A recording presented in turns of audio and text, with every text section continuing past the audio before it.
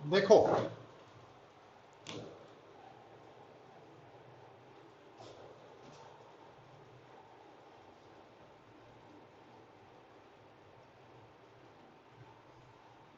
Cause of diamagnetism की दसिया गया सी तुहानू ऑर्बिटल मोशन ऑफ इलैक्ट्रॉन्स। ठीक है कि ऑर्बिटल मोशन ऑफ इलैक्ट्रॉन्स है जिदे करके डायामैग्नेटिक बिहेवियर ऑब्जर्व होता है। और फिर थानू मैं दसिया सीगा कि जो सबसटांस है चाहे वो फेरो है चाहे वो पैरा है ਉਹਦੇ अंदर भी डायामैग्नेटिक करैक्टर एग्जिस्ट करता वा है ना। डायामैग्नेटिक करैक्टर के कारण एक्चुअली हर सबसटांस मैग्नेटाइज्ड होएगा बट किधर नूं मैग्नेटाइजिंग फील्ड के ऑपोजिट। हुण इस गल नूं अगर आपां समझना है वैसे तो असीं याद कर ली एक लाइन है कि डायामैग्नेटिज्म का कारण ऑर्बिटल मोशन ऑफ इलैक्ट्रॉन्स है। बट अगर आप इन्हें थोड़ा इलैबोरेट करना चाहते हैं अपने लिए समझना चाहते हैं तो देखो पुत्र कि ऑर्बिटल मोशन है ते नाल एक गल याद रखो कि डायामैग्नेटिक करैक्टर जिहड़ा वा एक है तो ऑर्बिटल मोशन करके ही बट ये ऑब्जर्व कित्थे हुंदा सिर्फ डायामैग्नेटिक सबसटेंस जिथे पेयर्ड इलैक्ट्रॉन्स है क्योंकि उत्थे स्पिन मोशन का इफेक्ट कैंसल आउट हो जाता है ना। डायामैग्नेटिक करैक्टर एग्जिस्ट करता वा बट ऑब्जर्व नहीं होंदा। पैरा च भी फेरो च भी होंदा है बट वो ऑब्जर्व नहीं होंदा क्योंकि वो स्पिन मोशन करके ओवरशैडो हो जाता। तो हुण आपां डायामैग्नेटिक करैक्टर नूं समझण दे लई no doubt cause of diamagnetism है ऑर्बिटल मोशन ऑफ इलैक्ट्रॉन्स है।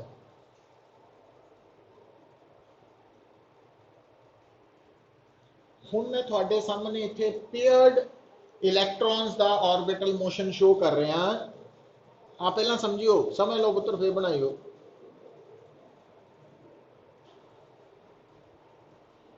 इलैक्ट्रॉन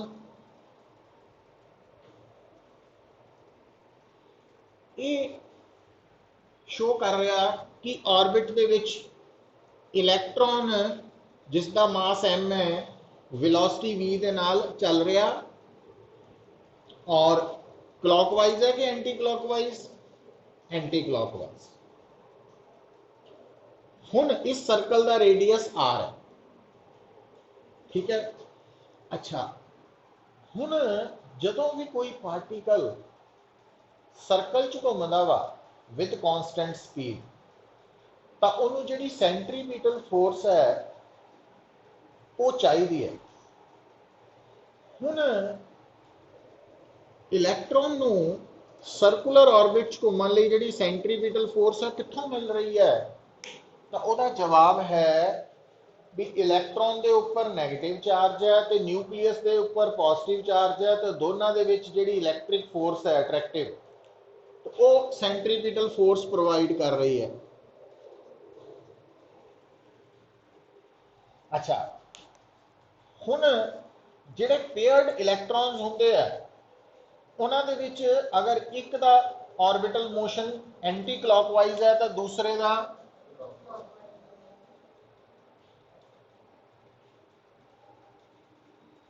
क्लॉकवाइज होएगा।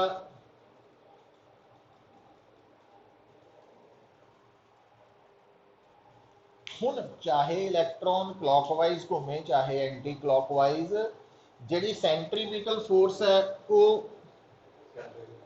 टूवर्ड्स द सेंटर होनी है तो दोनों केसिस दे विच ये जिहड़ी फोर्स है एफ ई वो M V square by R दे बराबर हो। ठीक होगी गल। ये तो सिचुएशन है उस वक्त की जदों तुहाडा डायामैग्नेटिक सबसटांस किसी एक्सटर्नल मैग्नेटिक फील्ड दे विच प्लेस्ड नहीं है उस वक्त की है। अच्छा हुण जदों असी इसे ही टॉपिक के पिछले आर्टिकल की मैं गल कर रहा, बोहर्स मैग्नीटोन वाला टॉपिक किया सी आपां, एटम एज ए डाईपोल। ਉਹਦੇ 'ਚ ਦੱਸਿਆ ਸੀਗਾ ਵੀ ਜੇ ਕੋਈ ਇਲੈਕਟ੍ਰੋਨ ਸਰਕਲ 'ਚ ਘੁੰਮ ਰਿਹਾ ਤਾਂ ਉਹਦੀ ਮੈਗਨੈਟਿਕ ਮੂਵਮੈਂਟ ਦਾ ਫਾਰਮੂਲਾ EVR ਬਾਏ 2 ਹੁੰਦਾ ਵਾ। ਇਹ ਆਪਾਂ ਡਿਰਾਈਵ ਕੀਤਾ ਸੀ ਉਸ ਆर्टिकल। अच्छा, तो ਇਹਦਾ मतलब इस इलैक्ट्रॉन और इस इलैक्ट्रॉन की मैगनैटिक मूवमेंट का मैगनीट्यूड आही है, पर डायरैक्शन की गल किदां आ गई पुत्र? हुण revolving charge is equivalent to current loop. तो इलैक्ट्रॉन होने करके जे इलैक्ट्रॉन की वेलोसिटी एंटी क्लॉकवाइज है तो करंट क्लॉकवाइज हो जाएगा। समझ आई गल? उल्ट हो जाना करंट।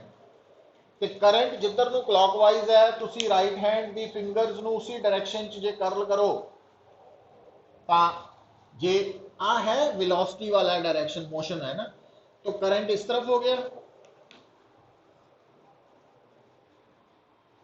आ करंट हो गया, उल्ट हो जाना।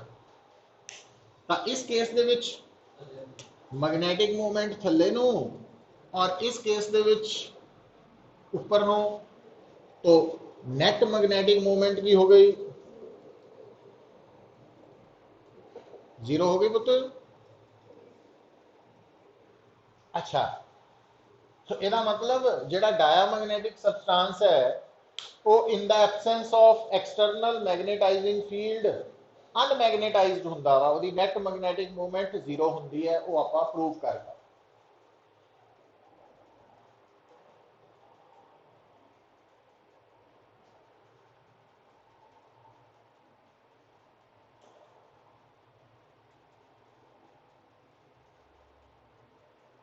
ठीक है, हुण आपां पता की करना,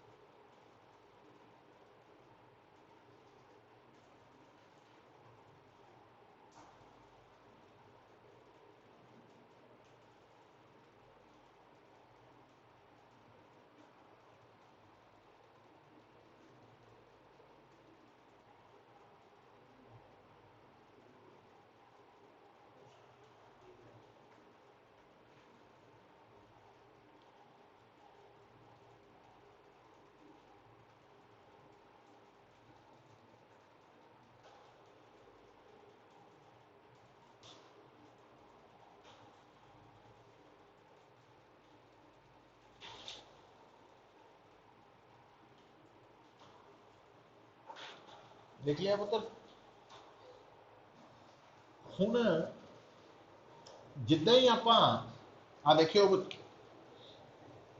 आ तुहाडे इलैक्ट्रॉन दा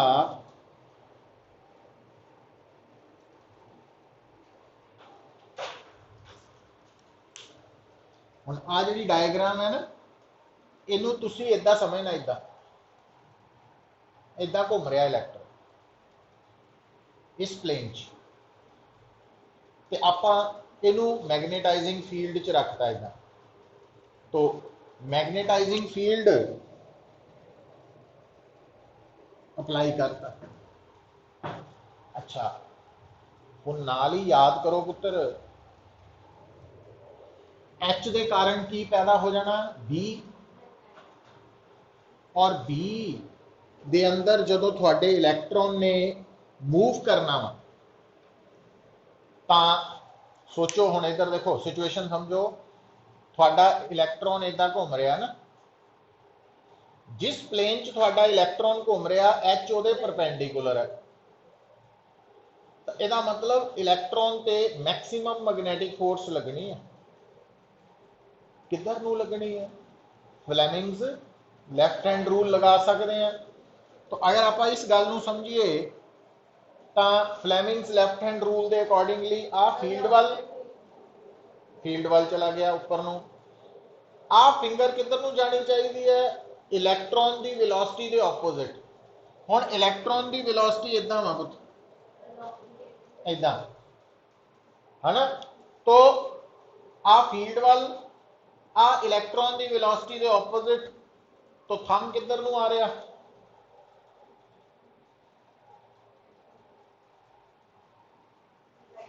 है ईस्ट वाल नहीं, तेरा थंब किधर नूं जा रहा है? इदा क्यों?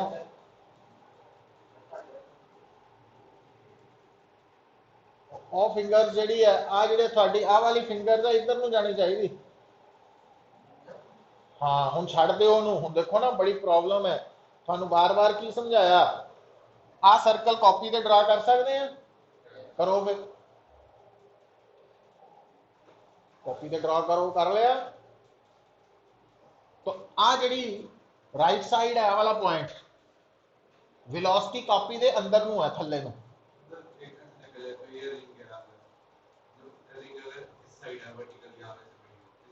इदा नहीं पुत सोचना, कापी ते जो बनाया वो हिसाब नाल सोचो। वो बनाया कुछ होर है, सोची कुछ होर जाना, फिर कन्फ्यूजन रहनी है। कापी के अकॉर्डिंगली वेलोसिटी किधर नूं हो? जिहड़ी डायग्राम बनाई है किधर नूं हो वेलोसिटी? रिंग किद्दां बनाई कॉपी ते? कॉपी इदां नहीं बई है ना। तो हुण रिंग किद्दां बनाई है इहदे कॉपी ते? इहनूं होर तरीका बना लो, आ करो, इदां कर लो, होर आ लो है पुत। हाँ हुण इदां करो, कॉपी दे उपर पूरा सर्कल बना लो। क्यों घबराई जाने? आ बना ली। मैग्नेटिक फील्ड किधर नूं है? इस प्लेन दे किधर नूं? बाहर नूं। बस ठीक है। इत्थे इलैक्ट्रॉन है। हुण आ तो हो गई वेलोसिटी, आ वेलोसिटी है। मैग्नेटिक फील्ड बाहर नूं है, मैग्नेटिक फील्ड बाहर नूं कड्ढिए। तो आ इलैक्ट्रॉन की वेलोसिटी है, तो आ फिंगर थल्ले नूं चाहिए। समझ आई गल? अंगूठा किधर नूं जाऊ? अपनी कॉपी ते करके देखो ना इदां। तो देखो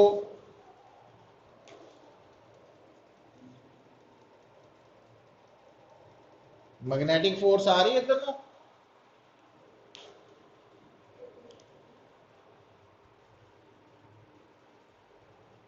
ਉਹਦੀ ਕਾਪੀ क्यों देखी जाना? अपनी तेरी है नहीं। सर्कल बना पूरा, कॉन्फिडेंस नहीं कर रहे।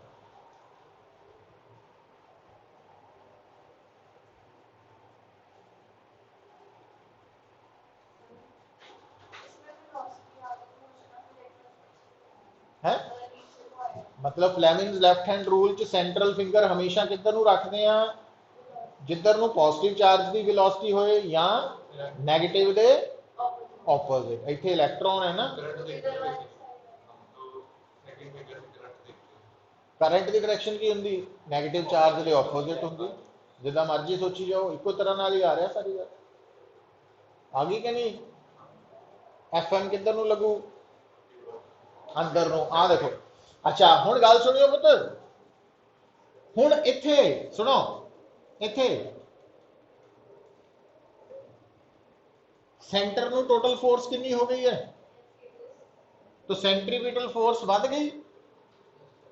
तो जे सेंट्रीपिटल फोर्स वध गई है तो इसका मतलब वी नूं भी इनक्रीज होना पैना, क्योंकि जे लैफ्ट हैंड साइड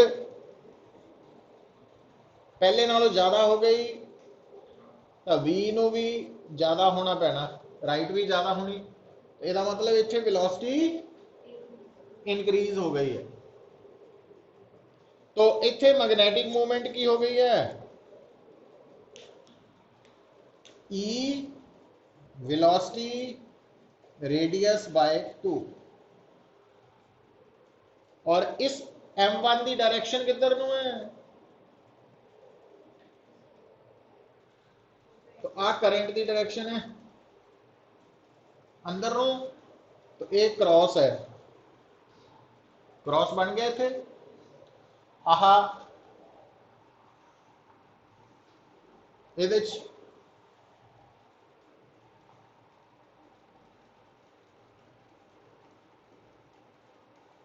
हाँ इलैक्ट्रॉन की वेलोसिटी है ना, ਇਹਦੇ ਤੇ फोर्स किधर ਨੂੰ लगनी है,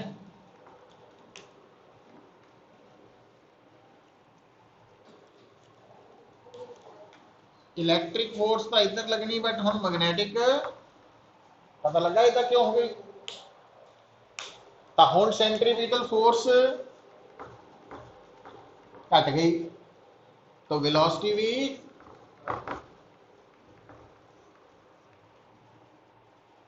तो हम मैग्नेटिक मूवमेंट भी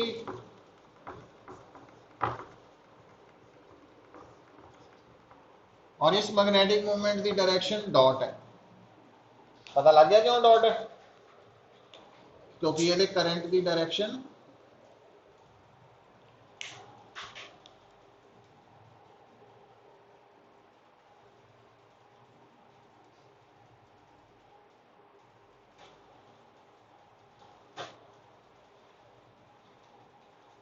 समझ आई।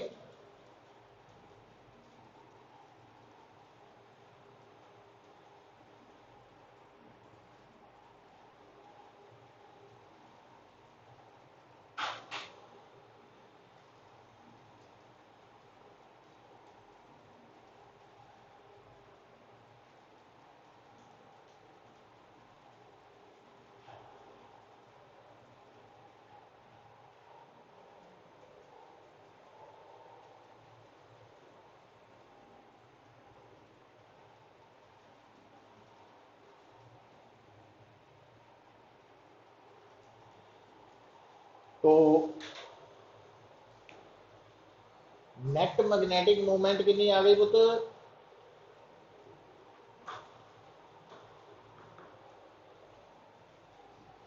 क्योंकि आ दोनों वेक्टर्स है, आ बिगर है आ स्मॉलर है, और यदि डायरेक्शन और यदि डायरेक्शन ऑपोजिट है, तो यदा मतलब रिजल्टेंट डायरेक्शन ये वाली होएगी, तो मैग्नीट्यूड कितना हो नेट फोर्स का, नेट मैग्नेटिक मूवमेंट डिफरेंस, तो डिफरेंस करके देखो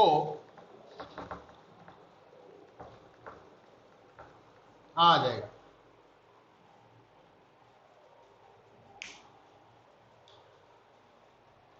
है ना।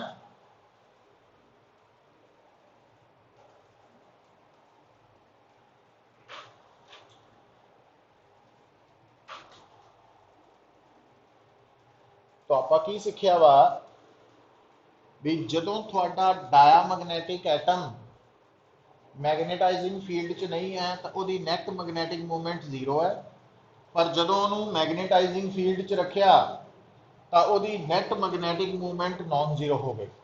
और इस नैट मैग्नेटिक मूवमेंट की डायरेक्शन किधर नू है, क्रॉस आ वाली,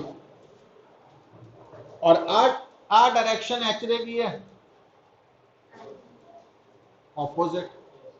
तो आप यही कहने हैं कि कोई भी डायामैग्नेटिक सबसटेंस जो मैग्नेटाइज्ड होंदा तो वो intensity of magnetisation H they opposite होंदी, कहने ना यही वो अप्रूव होया सारे च। तो इन्हों नोट करके लिखो, नोट करके पढ़ लेना तुसी, लिखो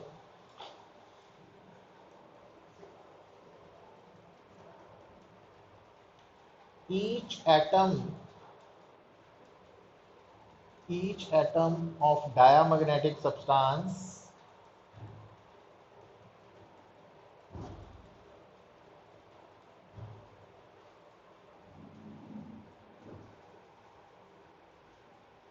contains paired electrons only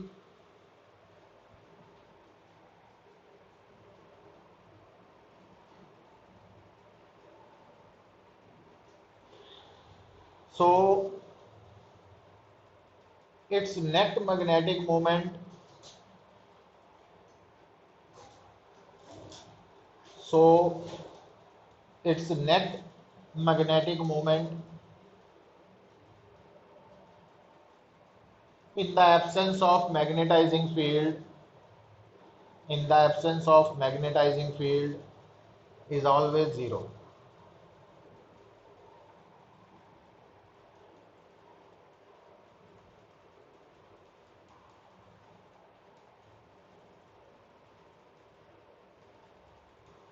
But when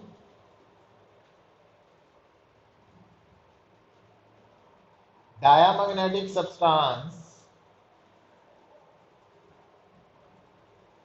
but when diamagnetic substance is placed in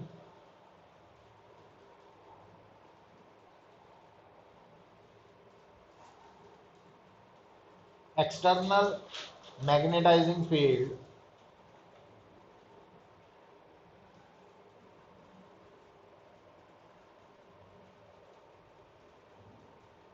each atom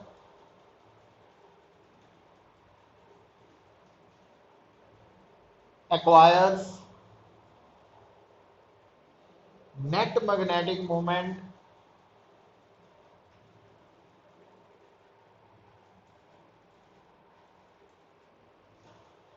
in a direction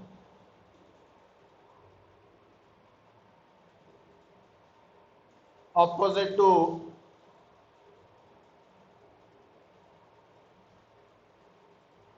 that of magnetizing field.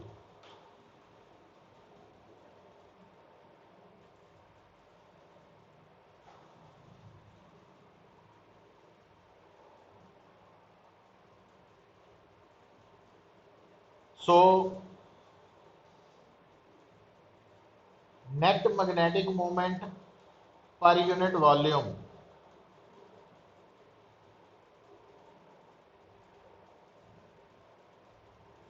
so net magnetic moment per unit volume, that is intensity of magnetization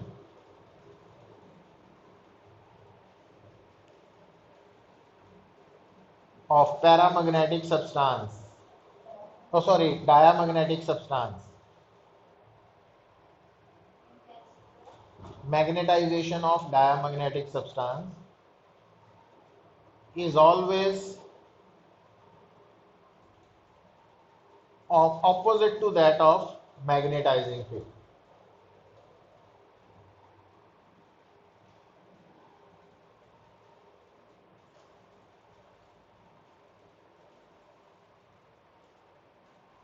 पता लग गया है?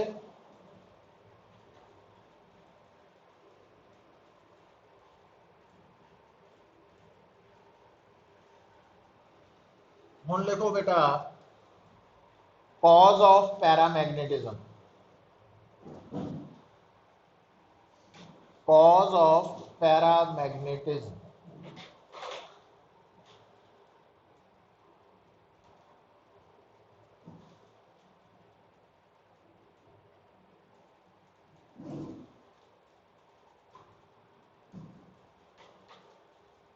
cause of paramagnetism की सीगा पुत्र spin motion of unpaired electrons.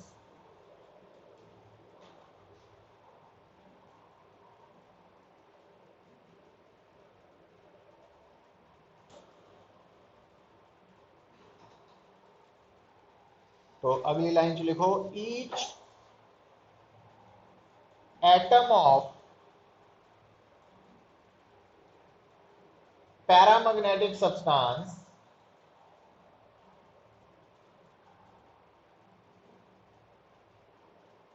possesses permanent magnetic moment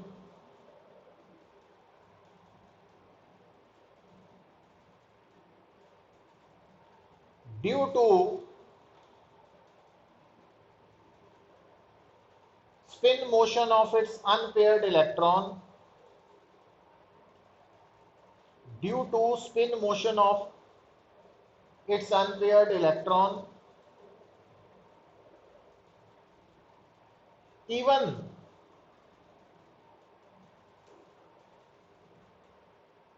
even in the absence of magnetizing field.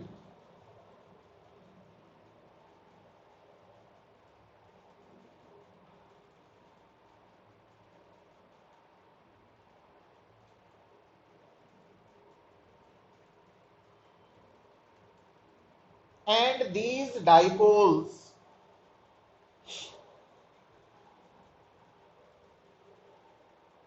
are randomly oriented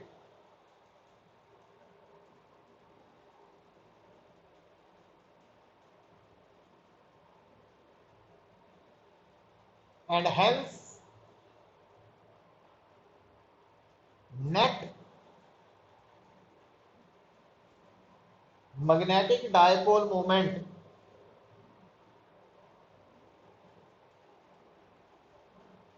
per unit volume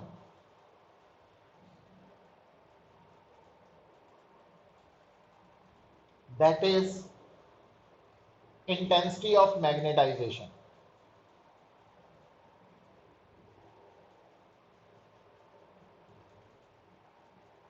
is zero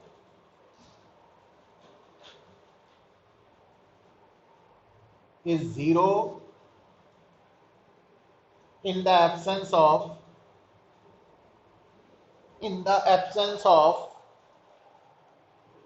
magnetizing field.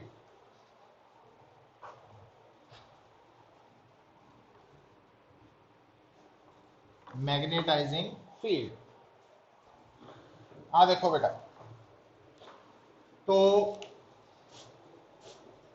ये जी discussion आप लिखी है, यदा मतलब है कि अगर मैग्नेटाइजिंग फील्ड नहीं लगाया गया तो पैरा मैग्नेटिक सबसटेंस का हर एटम एक डाईपोल है, बट इन्हां दी dipole movement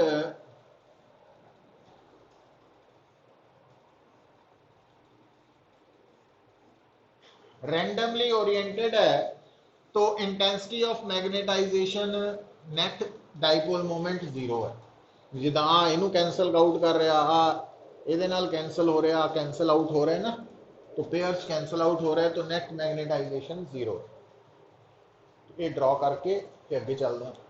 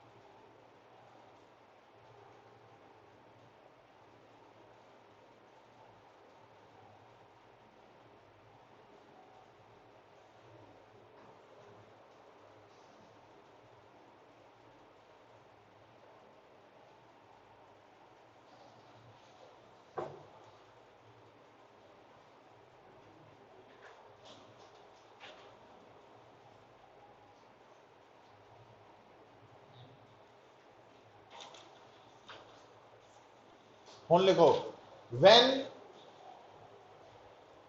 paramagnetic substance is placed इन, नहीं ये नाल ही अगला पैरा, when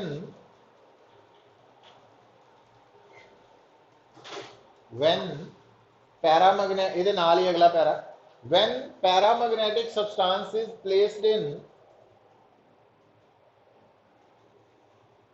magnetising field,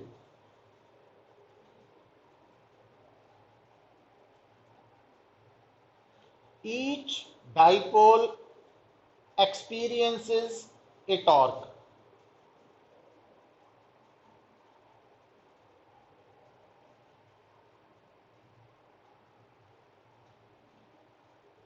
Experiences a torque.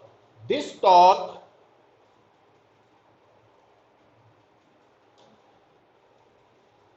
tries to rotate the dipole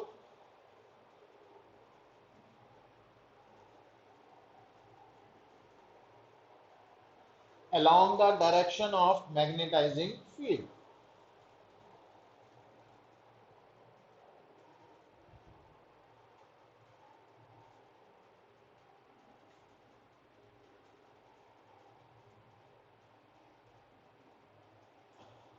As a result of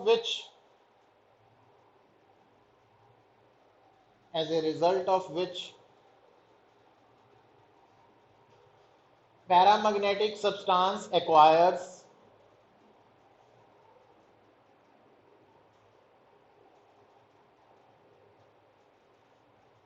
net magnetic moment per unit volume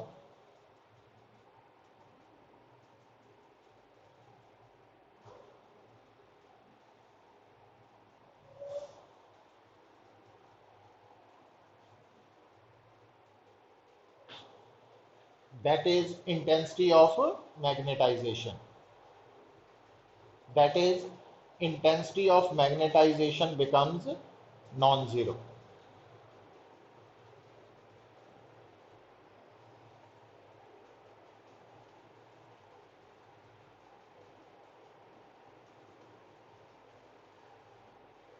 And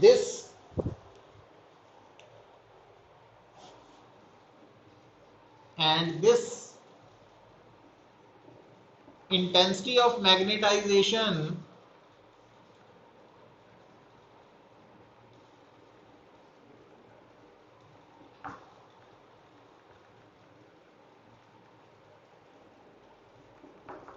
is directly proportional to H. मतलब जिन्नी ज्यादा H लगाओगे ना तो उन्ना पैरामैग्नेटिक सब्सटेंस ज्यादा मैग्नेटाइज्ड होएगा, तो IM की वैल्यू उन्नी ज्यादा होएगी.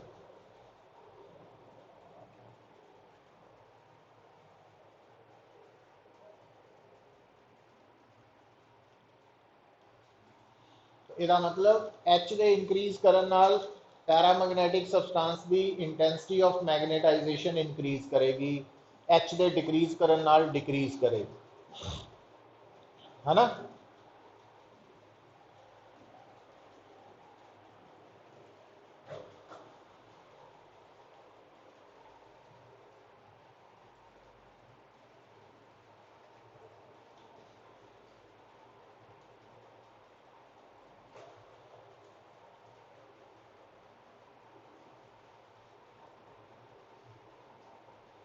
अच्छा, तो पैरामैग्नेटिक ਦੇ ਵਿੱਚ ਚਾਹੇ ਹਰ ਐਟਮ ਡਾਈਪੋਲ ਹੈ, पर जो H नहीं है तो ये रैंडमली ओरिएंटेड है, तो इन्हों की IM 0 है.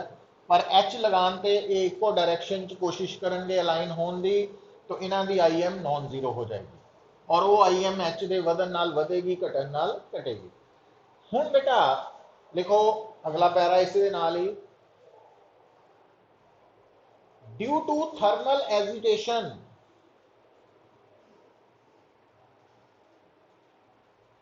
due to thermal agitation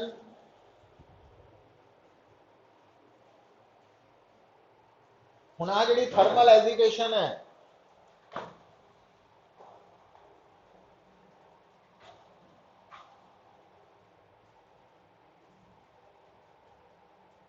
dipoles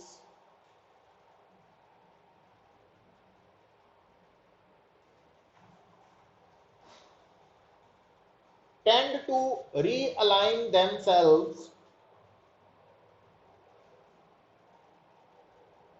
due to thermal agitation.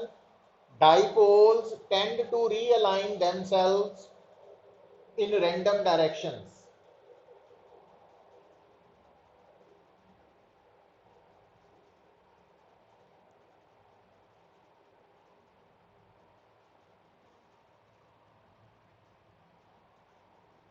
This thermal agitation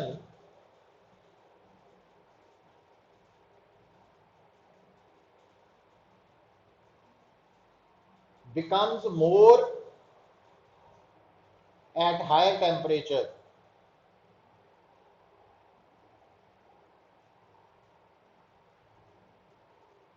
So with the rise in temperature,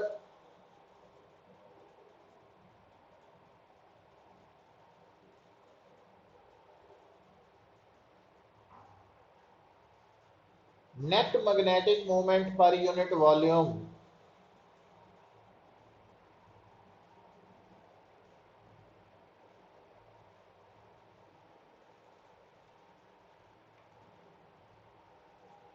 that is intensity of magnetization decreases। पता लग गया क्यों?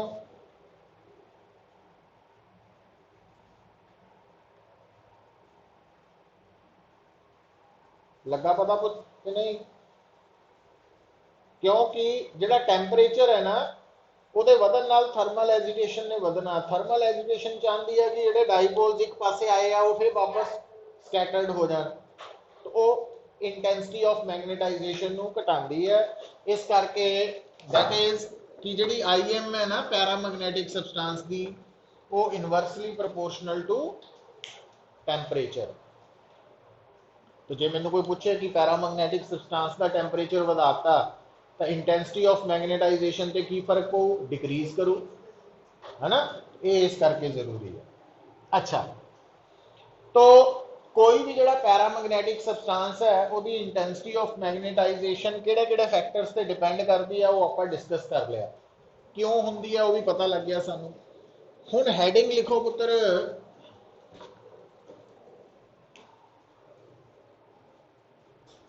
इंपॉर्टेंट है, क्यूरीज लॉ इन पैरामैग्नेटिज्म।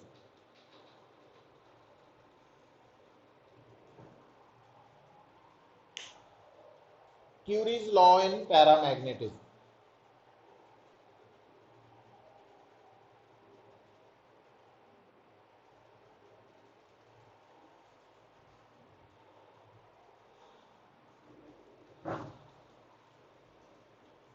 हुण आपां नूं पता वा, एज वी नो दैट कि पैरामैग्नेटिक सबस्टांस की intensity of magnetization directly proportional to H है, तो intensity of magnetization inversely proportional to temperature है। ऑन कंबाइनिंग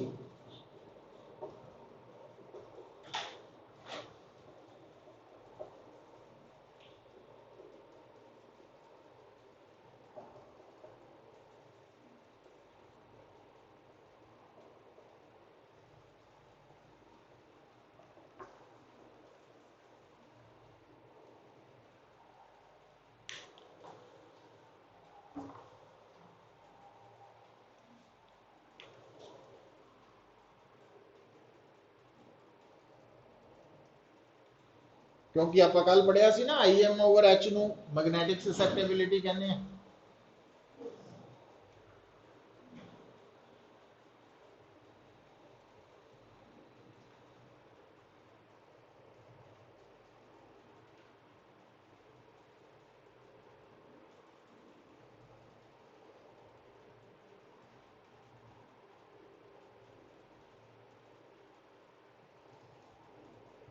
और सी जड़ा ना इत्थे लिखिया, where C is a constant of proportionality and is called Curie's constant।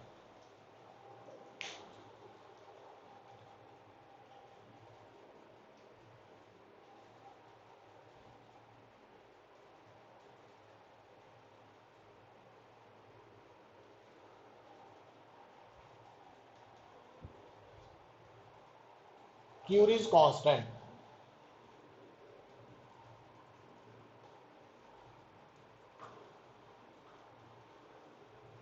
और क्यूरीज कांस्टेंट की जी वैल्यू है ना पुत, वो डिफरेंट पैरामैग्नेटिक सबस्टांसिस के लिए डिफरेंट है। गिवन पैरामैग्नेटिक सबस्टांस का क्यूरीज कांस्टेंट है, बट उसकी वैल्यू डिफरेंट सबस्टांसिस लिए डिफरेंट है।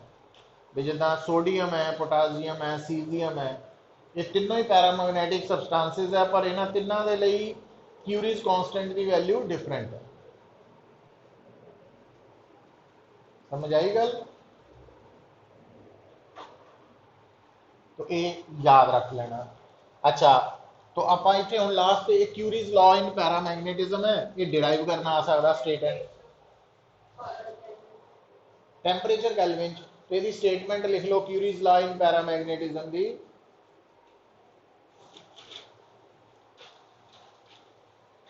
Curie's law in paramagnetism की statement लिख लो. It states that magnetic susceptibility of a paramagnetic substance is inversely proportional to its absolute temperature.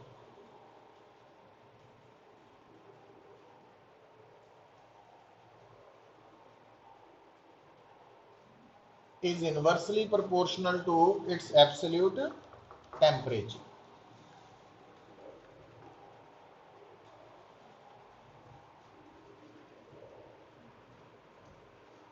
ठीक है, फिर देखो बेटा, जो क्वेश्चन है अगला पोर्शन है फेरोमैग्नेटिज्म. ठीक है, ਹੁਣ ਤੁਸੀਂ ਫੈਰੋਮੈਗਨੈਟਿਕ ਸਬਸਟੈਂसेस ਬਾਰੇ ਕੀ ਪੜਿਆ ਸੀ ਪੁੱਤ? ਦੇਖੋ, ਫੈਰੋ ਔਰ ਪੈਰਾ ਦੇ ਵਿੱਚ ਕਿਹੜੀ ਚੀਜ਼ ਕਾਮਨ ਹੈ? ਦੋਨੋਂ ਸਪਿਨ ਮੋਸ਼ਨ ਕਰਕੇ ਹੈ ਨਾ, ਇਹਦੇ ਵਿੱਚ ਕੋਈ ਸ਼ੱਕ ਨਹੀਂ ਹੈ, ਦੋਨੋਂ ਸਪਿਨ. ਫਿਰ ਆਪਾਂ ਦੋਨਾਂ ਦੇ ਵਿੱਚ ਇੱਕ ਕਨੈਕਸ਼ਨ ਵੀ ਦੇਖਿਆ ਕਿ ਹਰ फेरोमैग्नेटिक सबस्टांस एक पर्टिकुलर टेंपरेचर तो अबव पैरा बन जाता, क्यूरीज टेंपरेचर, है ना. पर डिफरेंस ये है, जदों कोई भी सबस्टांस पैरा वा वो सिर्फ उन्नी देर तक ही मैग्नेटाइज्ड रहता जिन्नी देर तक वो मैग्नेटिक फील्ड च है. जबकि फेरोमैग्नेटिक सबस्टांस नू मैग्नेटाइजिंग फील्ड च रखने तो बाद जे वो फील्ड हटा भी लिया जाए तो मैग्नेटाइज्ड रह जाता. दूसरी गल कि फेरोमैग्नेटिक सबस्टांसेस हमेशा सॉलिड फॉर्म च ही एग्जिस्ट करते हैं, जबकि पैरामैग्नेटिक सबस्टांसेस लिक्विड, गैस या सॉलिड फॉर्म च हो सकता है. तो हुण इस गल नूं आपां समझण दी कोशिश करते हैं पुत्र. देखो वो की है, तो वो है कि जिहड़ा फेरोमैग्नेटिक सबस्टांस है ते पैरामैग्नेटिक सबस्टांस बारे आपां हुणी पढ़ के आए हैं. पैरा च की देखिया सीगा भी हर एटम डाइपोल है, पर in the absence of magnetizing field हर डाइपोल रैंडमली ओरिएंटेड है. जबकि जेडे फेरोमैग्नेटिक सबस्टांसेस है ना, उन्होंने अंदर एक खास तरह की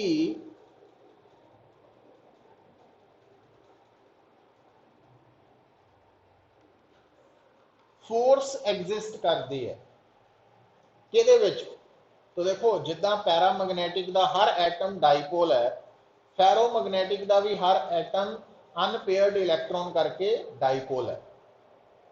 पर फेरोमैग्नेटिक दे विच एक खास तरह की फोर्स एग्जिस्ट करती है जिन्हों असी एक्सचेंज इंटरैक्शन का नाम दे देंगे. ये फोर्स की करती है, छोटे जे रीजन च फेरोमैग्नेटिक सबस्टांस के जिन्ने भी डाइपोल्स है उन्होंने सारिਆਂ ਨੂੰ अपने आप एक डायरेक्शन च अलाइन करा देंगे. पर यह नहीं समझना कि जिहड़ा फेरोमैग्नेटिक सबस्टांस है उहदे अंदर, जिहड़ा फेरोमैग्नेटिक सबस्टांस है उहदे अंदर, इस सिचुएशन को इदां समझो कि अगर एक खाली ग्राउंड है, कुछ नहीं हो रहा, उत्थे आपां कुछ नहीं हो रहा, लोगों की गैदरिंग कर दईए, है ना, लोग इकट्ठे कर दईए, हो कुछ नहीं रहा उत्थे, लोग वैसे ही इकट्ठे करते उत्थे ले जाके, तो तुसीं की देखना वा, टोलियां बन जानियां वा, 5-5 7-7 लोगों ने ग्रुप बना लेना वा, है ना, तो एक दूजे वाल फेस करके खड़े हो जाना. तो हर आदमी अगर डाइपोल है तो नेट डाइपोल मूवमेंट की होनी, जीरो हो गई। पर उही ग्राउंड दे विच अगर आप की करिए कुछ स्टॉल्स लगा लीए, मतलब 10 स्टॉल इधर लगाते 10 स्टॉल्स इधर लगाते किसी चीज के, तो हुण जिन्ने लोगों ने स्टॉल्स से पहुंचना तो सारिਆਂ ਦੇ फेस एक पासे हो जाने हैं। एक स्टॉल से जिहड़े खड़े है उन्होंने सारिਆਂ ਦੇ फेस एको पासे है ना। तो मतलब वो स्टॉल ने एक अलग तरह की उन्होंने फोर्स पैदा करती, उन्होंने मजबूर करता एक पासे जान में, वो है एक्सचेंज इंटरैक्शन। पर हर स्टॉल जिहड़ा वा तो उत्थे जे 10 बंदे इधर को खड़े हैं मूव करके, तो उस स्टॉल की मैगनैटिक मूवमेंट इधर को हो गई। पर जिहड़ा उहदे सामने स्टॉल है उधर भी तो 10 बंदे इधर को मूव करके खड़े हैं, तो वही डाइपोल मूवमेंट भी ऑपोजिट हो गई, तो नेट कैंसल आउट हुई। पर उस स्टॉल की मैगनैटिक मूवमेंट है। तो वो जो स्टॉल है उन्ना छोटा जहा हिस्सा वा जिथे सारे डाइपोल्स इको पासे मूव करके खड़े हैं, सेम डायरैक्शन च अलाइंड है, उन्होंने कहने आ डोमेन। डोमेन रीजन को कहने हैं ना असी, डोमेन मतलब पोर्शन, रीजन स्पेस का हिस्सा, छोटा हिस्सा।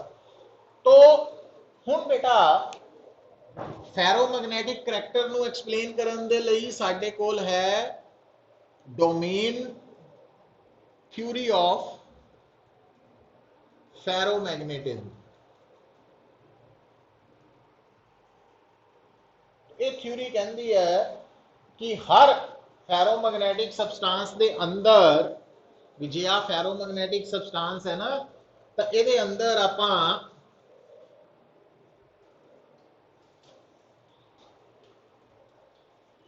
मन सकते हैं कि जिदा इत्थे तो सिर्फ 4 ही मन्ने हैं भी 4 पोर्शनस है, तो हर पोर्शन नू डोमेन कवांगे और हर पोर्शन दे विच जिन्ने भी डाइपोल्स है उन्हां दी डायरैक्शन सेम होएगी।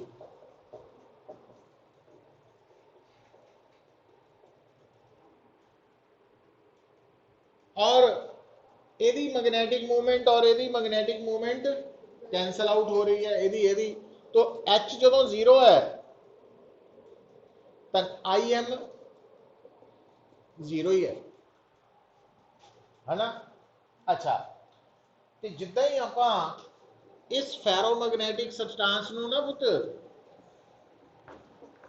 मैग्नेटाइजिंग फील्ड च रखांगे, तो इस मैग्नेटाइजिंग फील्ड ने की करना, आप सुनो पुत, आ जड़ियां डॉटेड लाइंस है ना, ये लाइंस बेसिकली की है, दो डोमेन्स दे विच दीवार है, बाउंड्री है, तो इनू डोमेन वॉल्स कह देने हैं, डोमेन वॉल्स। तो ये थ्योरी कहती है कि जदों असी किसी फेरोमैग्नेटिक सबसटांस नू मैग्नेटाइजिंग फील्ड च रखते हैं, तो आ जड़ियां डोमेन वॉल्स है ये शिफ्ट होंदियां, और किद्दां शिफ्ट होंदियां वा कि इन्हां चारां विचों पुत आ जिहड़ा डोमेन है यदि मैग्नेटिक मूवमेंट और एच की डायरैक्शन सेम है ना, तो यह थ्योरी कहती है कि जिस डोमेन की मैग्नेटिक मूवमेंट की डायरैक्शन एच वाली है वो डोमेन साइज च ग्रो कर जाता, तो वो अंदर डाइपोल्स का नंबर वध जाता वा शिफ्टिंग ऑफ डोमेन वॉल्स करके, और बाकियां च घट जाता वा। तो हुण की होया, हुण इन्हें की एक्वायर कर ली, नेट मैग्नेटिक मूवमेंट एच वाली डायरैक्शन।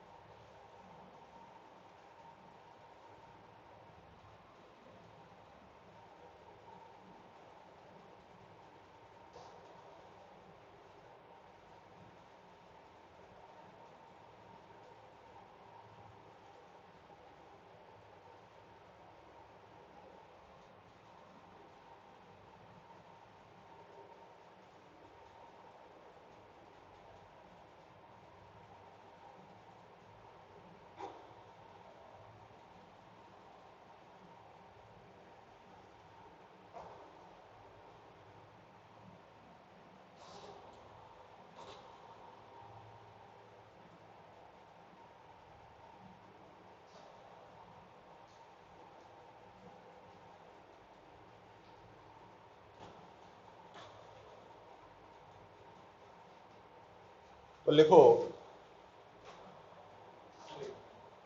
ये अंडर ही लिख लियो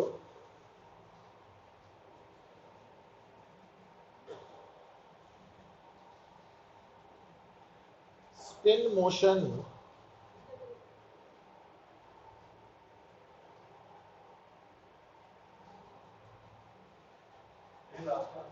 है। हाँ हाँ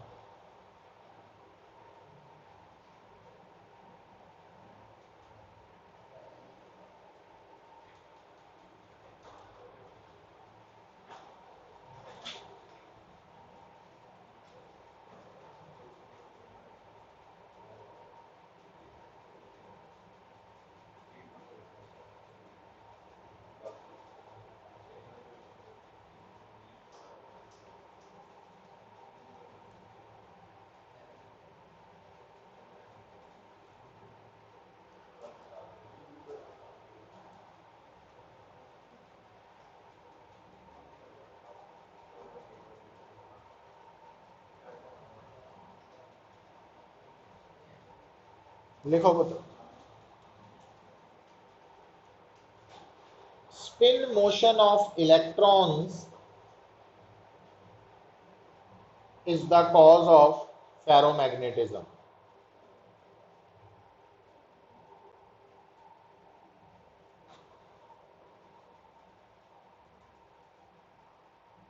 अगली लाइन लिखो each atom of ferromagnetic substance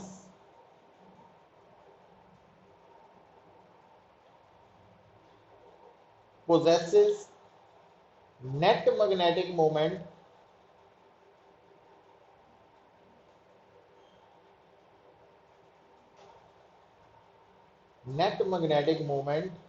due to spin motion of its unpaired electron.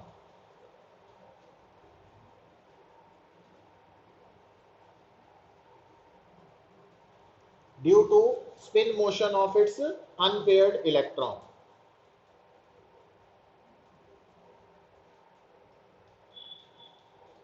In a given या in a smaller region कर लो, in a smaller region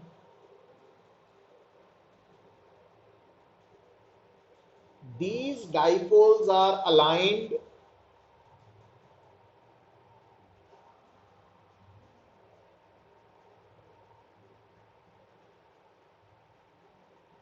in the same direction due to a special force called exchange interaction.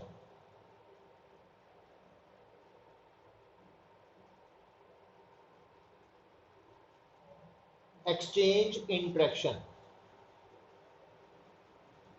This smaller region is called domain.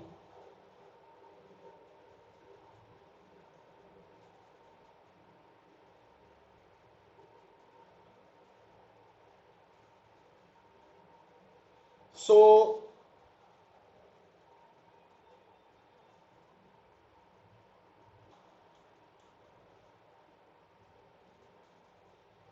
domain is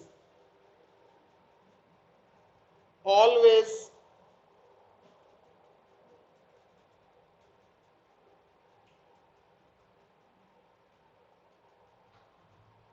magnetically saturated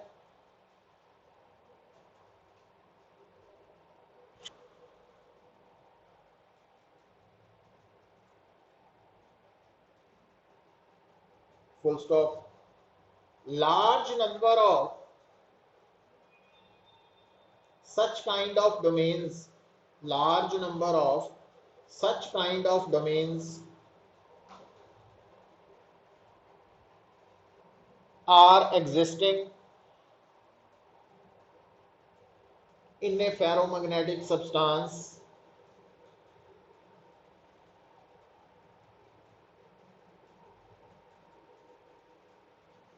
but their but their magnetizations are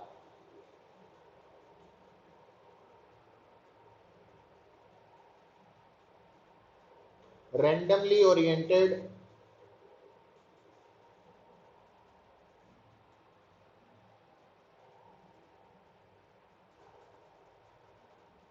so ferromagnetic substance is unmagnetized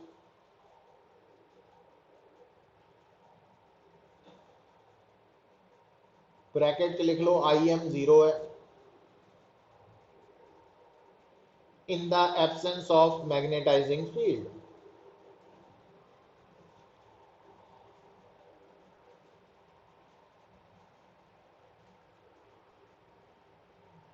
In the absence of magnetizing field. When अगला para बना लियो when ferromagnetic substance is placed in magnetizing field